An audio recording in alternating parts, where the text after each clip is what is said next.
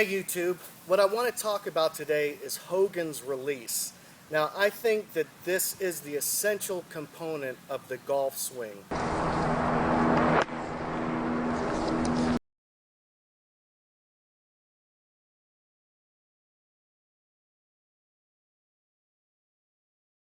We've all talked about how he kept his elbows connected, and we've talked about how he straightened or really opened his hips and got a big turn.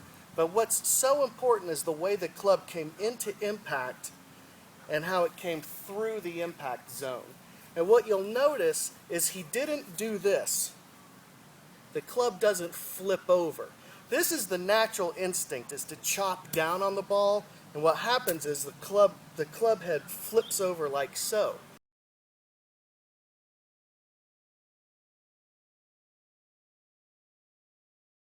When that happens, that club face is turning very rapidly through the impact zone. So when your timing isn't on, the ball could go anywhere. This was my great problem for 35 years, and it's what I struggled to try and overcome when I began my swing evolution. But what you'll notice about Hogan is when the club comes into impact, his elbows stay tied to his body, and he doesn't lose control of the club face. He maintains control of it through the impact zone.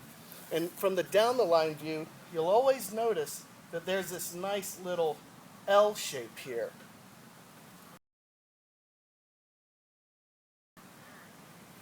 Now, the reason why that's so crucial is when this club is coming down in the normal fashion, the club head is turning over very rapidly, toe up, like so. So in the impact zone, it's very rapidly closing.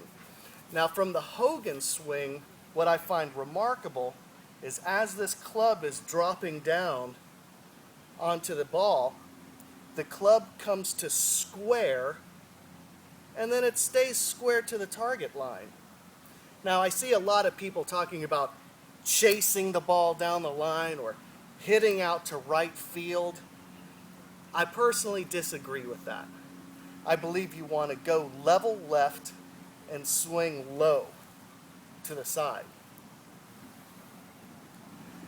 The reason why that's important is it maintains this connection with your upper arm connected to your chest, so you don't lose control over the club head. So once again, once we take the club up to the top, we're going to drop the elbow to the inside of the hip. We're going to rotate the club to square, and we're not going to let it release around like so.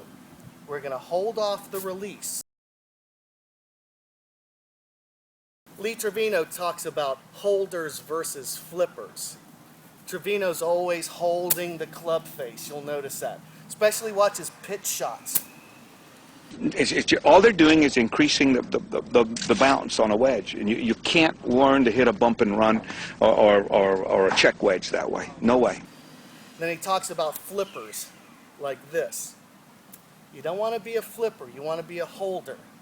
I call it pullers versus throwers. A lot of pros talk about draggers. They say they drag the handle through the impact zone. But regardless of the terminology, this renaissance is really important because I believe that thousands and thousands of golfers around the world are finally learning a better way to hit the golf ball. And it still, in my opinion, all goes back to Ben Hogan.